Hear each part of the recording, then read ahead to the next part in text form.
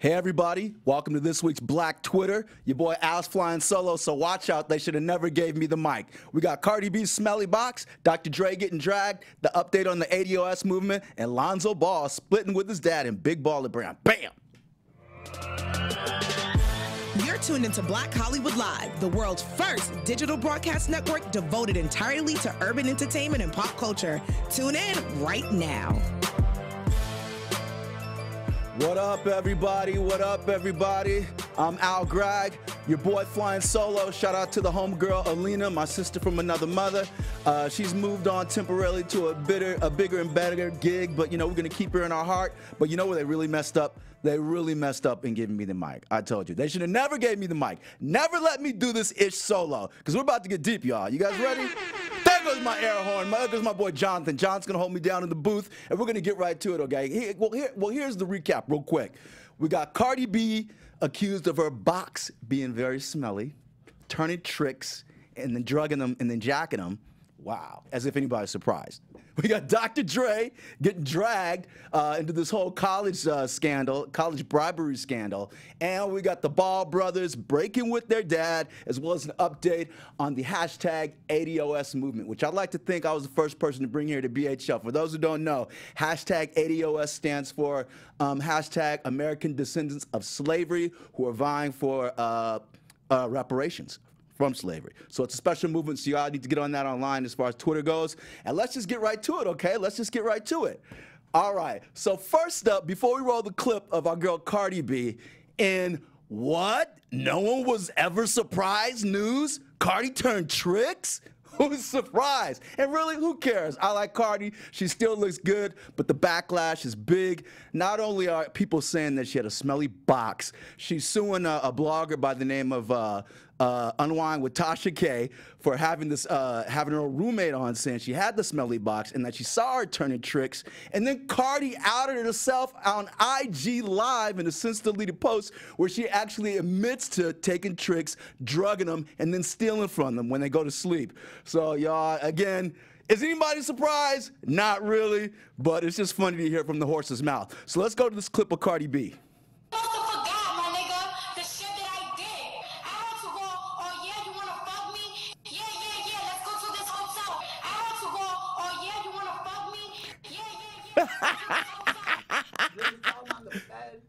Take some drugs, man, them are out, boom, she goes for the money, probably takes her pants off and rapes her. And shout out to our boy right there. I wanted to say this World Web Spotlight. Shout out to that brother for posting it. But that's actually the source is Cardi's IG, and of course she took it down because they were lighting her up in her comment section. But people, let's talk about this. Cardi B, turning tricks. Are we really surprised? Come on now.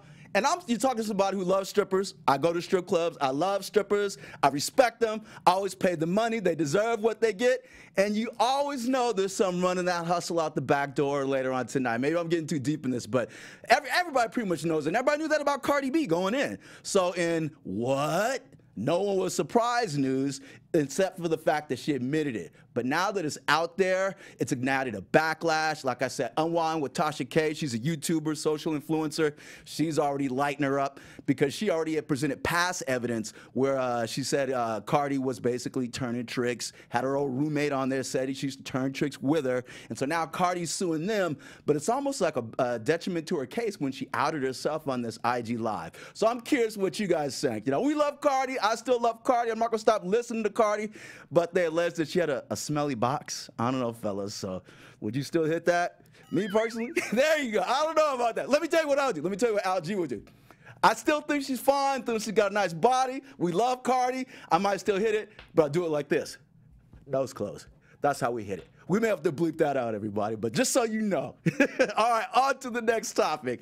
On to the next topic. We are going to go on to Lonzo Ball. Y'all know Lonzo Ball, the homeboy who plays for the Lakers, and I especially followed him since UCLA because he's from LA, like I'm from LA, his family's from LA, Chino Hills or whatever, and we big supporter of the Big Baller Brand movement. But right now there is a schism in the Big Baller Brand family, namely because Lonzo's business partner, who owns 16% of the business, I believe his name is Billy. We're going to find out next. Who's actually a childhood friend of his dad, LeVar, has been siphoning money out. So let's see what they have to say on ESPN. Stephen A. dropped us with a nice update, and let's see what's going on with the clip. Lakers guard Lonzo Ball told ESPN he has cut ties with a co-founder of Big Baller brand Alan Foster over concerns about Foster's criminal past and because Foster has not adequately accounted for the whereabouts of roughly $1.5 million from Ball's personal and business account. Foster has been a friend of Lonzo's father, LeVar, for almost a decade. LeVar's buddy, of course. Of Big His Baller dad's brand. buddy. Lonzo telling ESPN that Foster, quote, used his access to my business and personal finances to enrich himself.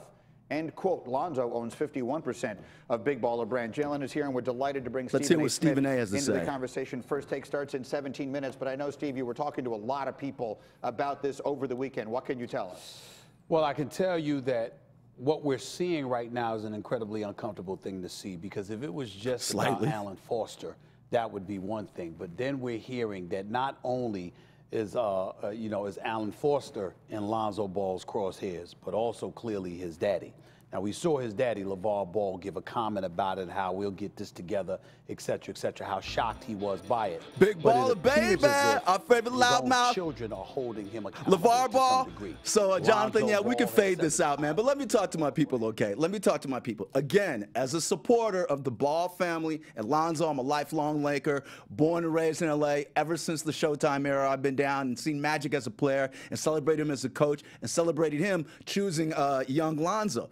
But see, here's the problem. LeVar, I've always respected him as an entrepreneur. I like the idea. He's like, hey, we're going to start our own, brand, our own footwear, so we don't have to take the money from Nike. If they're not going to get us what we want, we're going to start our own shoe company. We're not going to be a shill for these other, for these big brands and Adidas and all this. We're going to do this ourselves and build the family brand. I respected that. But the one thing you always saw from the get-go is LeVar's just messiness. Again, and are we really surprised news that LeVar supposedly and his friend Alan Foster were siphoning off money? Are we surprised? Are we surprised, really? The fact that LeVar was actually benefiting off of his son's brand? Y'all got me so excited here. The fact that LeVar would actually be taking money from his son. Is anybody surprised? Anybody surprised? Shit, some people might say that's parents' tax. I brought you in this world, I'll take you out. But you know what I got to say to that? F out of here. F out of here to LeVar. F out of here, man, you big fraud. Sit your loudmouth ass down. I'm sorry. Let me calm down. I told you guys they should have never let me off the mic tonight. They should have never let me. Should have never let me go solo on this mic. So with that said, let's move on to our next topic. We are going to go to salute our Black Twitter user, BKLYN Rel #1. BK Lynn Rel #1. He's from Brooklyn. Shout out to Brooklyn. Okay, how many people know about this? Did you guys see that viral video of that elderly black woman on the train? I guess it was in New York, where all of a sudden this cat just started like kicking her and just whooping her ass out the blue. Literally was like giving her like Bruce Lee, pow, karate kicks to the head. And the effed up thing is that there were all these other brothers on the train like using their phone to capture it. And they're all world star, world star. And the final straw, for me at least, is when this cat who was doing the kicking, he assaulted this elderly woman, I guess his name is Miguel. He turns around to the camera and he says, world star that. Now people, we got to do so much better in protecting our elderly, our women, and just policing our community in general. We got so caught up into this, going viral, world star, expos, everything, that we forget to actually how to love and, take care of our culture and protect our culture. But let's go to the clip that BK Linrell loaded on the Twitter. He's a Black Twitter user, and he was the first one who captured this and make it go viral. So let's go to that, Jonathan. I don't know if there's any sound.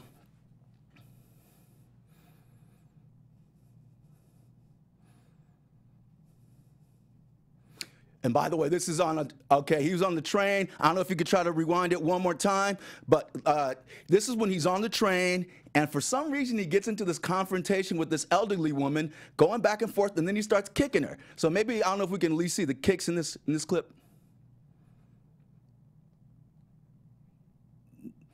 maybe this clip was too short. Then you know what, Jonathan? Let's do this, man. Let's scroll down to the news source, the one after the link I gave you after that. But here's the bottom line, people. Shout out to this brother BK Lynn 1 for putting this out there. Here's the bottom line: we gotta do better. Everybody's so concerned about going viral, about getting hits, about getting clicks. Nobody cares about the actual community. And I say this to our brothers, meaning myself, including myself, that we got to hold each other accountable. Not just with this cat out here, this cat, Miguel, whoever he was, who was actually beating up on one of our elders, but to the kids who are actually co-signing it, rooting him on with the camera saying World Star. We just got to do better, people. We got to do better. But thank God for this cat, BK Lynn, for putting it on Twitter and exposing it for the world. That's the right expose, not sitting behind your camera and let an older woman get beat. Anyway, so we're going to pull up the news source on thedailymail.com. And first of all, okay, I don't know if you can go to the very top, Jonathan. I'm going to see if we can see this brother Miguel's name. I'm having a hard time reading it here. Let me click onto it on mine.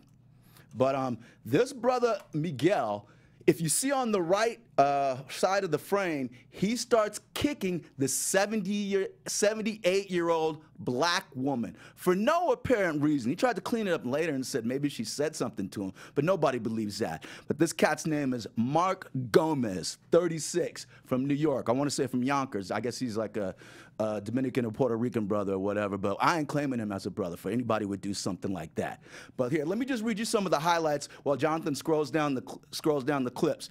The horrific beatdown was caught on camera and shows a man repeatedly punch and kick the woman in the face and body on the number 2 train. Suspect has been identified as Mark Gomez, 36, from Yonkers. He's been charged with multiple counts of assault.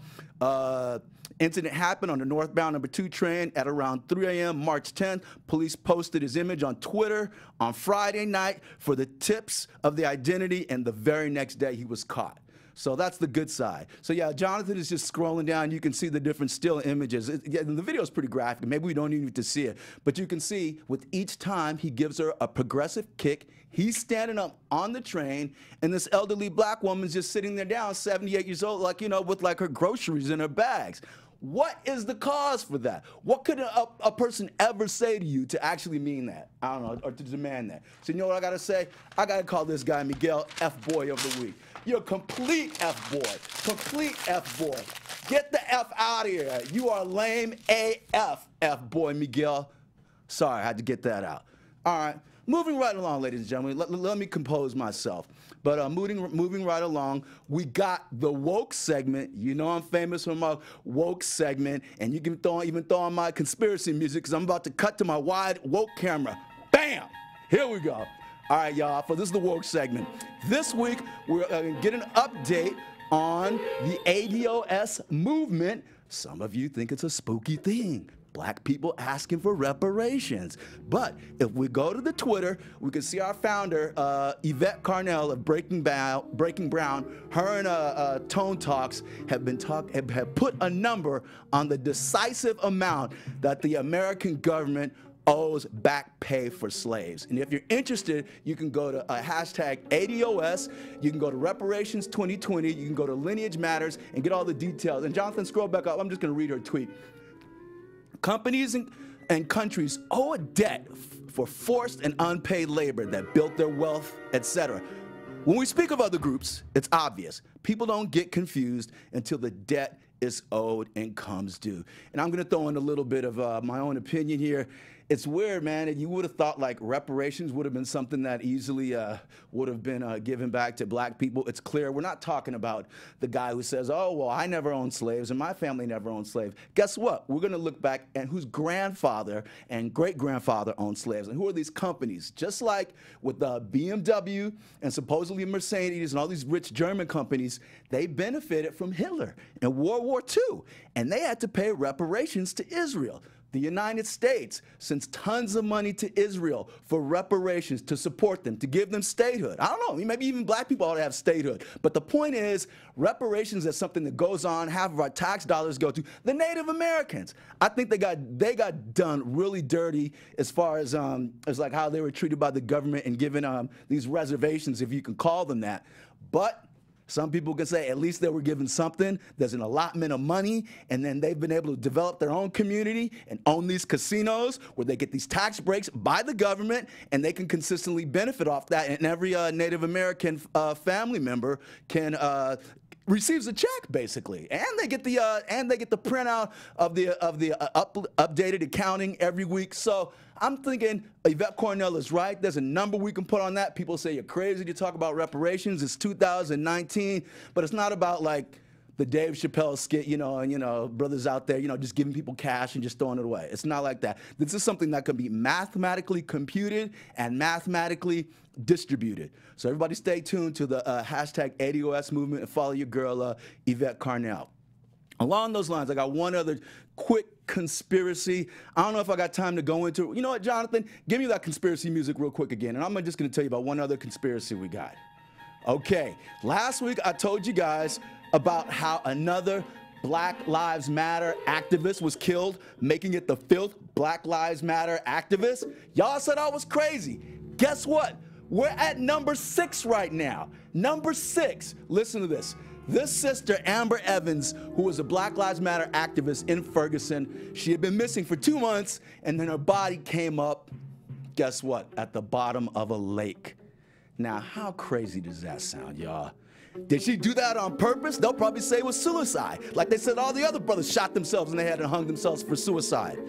We know that everybody's not racist, and we love the police who aren't racist, but there is a racist faction in Ferguson, always has been.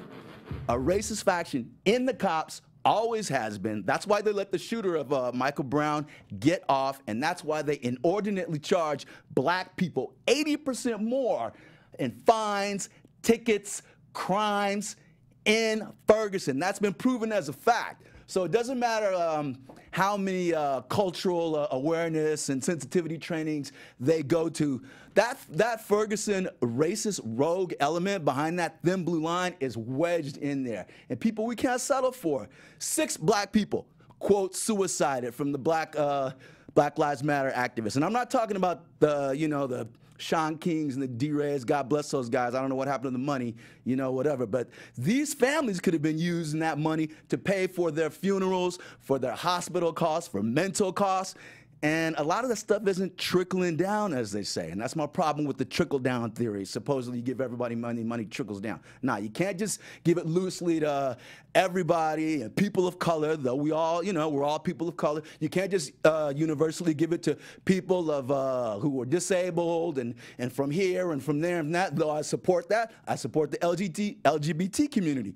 But the ADOS movement is about black people specifically who are victims of slavery and victims of American chattel slavery getting basically reparations. And those were the hardest fighters. And I'll even revisit that segment for you guys next week if you want to. So thank you for allowing me to freestyle that, Jonathan. Now let me go back to my regular camera.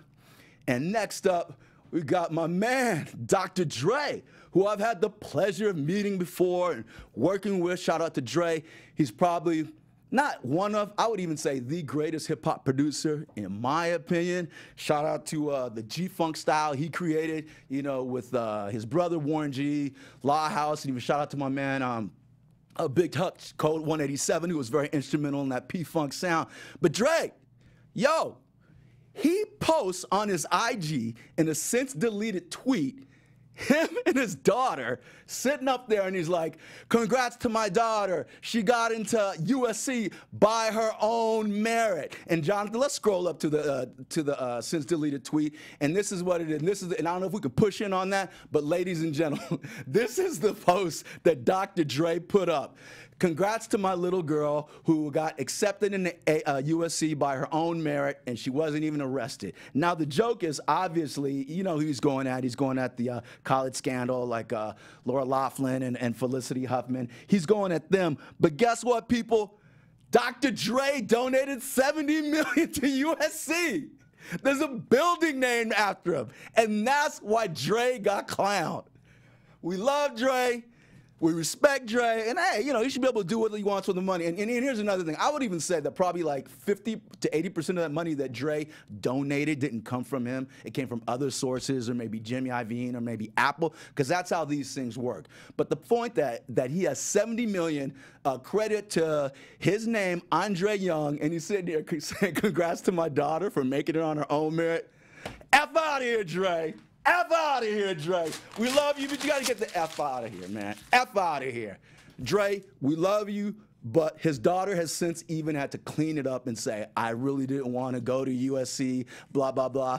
And yeah, let's scroll down to her new post where she's saying, my dad made me go to USC. It's kind of like what the other chick is saying in the college scandal. I want to say the Laughlin kid, and she's saying, well, my mom is the one that did that, ruined my life. So you got to blame it on the parents, saying, my dad made me go to USC. Dre, we love you. We support your daughter and all this, but come on, man. Everybody ain't got $70 million to donate on behalf of their name and then claim their daughter got in by her own rights. And you know what a lot of people are saying? How come you didn't donate that money to Compton? It pales in comparison. How come I think he worked with the city of Compton before and perhaps the City College of Compton, but 70 million, not even close, people. So I think Dre's got his, like his, I don't know, maybe he's got his priorities a little bit mixed up, and maybe he's lost a little bit of his focus. So Dre, we need you to get back on point. We love you. We still respect you. But as far as like that, your daughter getting on your own merit, and when you should have been donating that money to other schools, F out of here, Dre. F out of here. All right, we got one more segment left. This is gonna be a quick one, folks. But your boy is winding it down. I'm carrying it solo tonight, so we're going super quick. And in a since deleted post, oh, I think that's it. I think we did the Black Twitter. We did the Twitter user who talked about the elderly woman. We did the Dr. Dre. We did the woke segment. And the what no one was surprised. All right, so getting back on point. I'm just close out with this. My note of the day. The Cardi B thing. We all love Cardi. I respect Cardi. I like her music. I don't care that she doesn't write her raps. I don't care that, you know, she's just she blew up because she was a social media favorite. We love her personality. She's charismatic and all that. But let me know what you think about her suing Tasha K and her winos. Go to Tasha K's YouTube channel. I'm a big supporter of her and her winos, Unwind with Tasha K, because she brought on one of Cardi's old roommates who basically said, yeah, that Cardi tried to get me to turn tricks with her, and she had like a whole, I don't know what you call it, like a whole box of Valtrex or something for a yeast infection. This is not me saying it. This is her roommate, her previous roommate saying, and that her box smelled, and then she had herpes. That was the other thing. This isn't me saying it. This is allegedly what was said on the Tasha K show, and this is why Cardi B is suing them. But Cardi, you didn't help your case out when you ran that video. And I don't know if Jonathan, we can go back to that just one more time before we go. Cardi, you didn't help your case out when we ran that video from the 154 mark of you saying that you used to turn tricks, rob them, drug them. I don't know, man. We need to call Me Too on Cardi, man. How many brothers did she drug and, you know, get with? Here we go.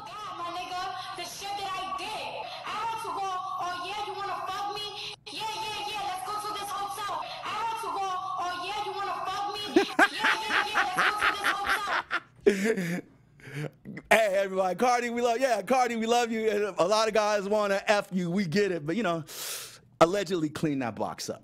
With that said, we're going to get on out of here.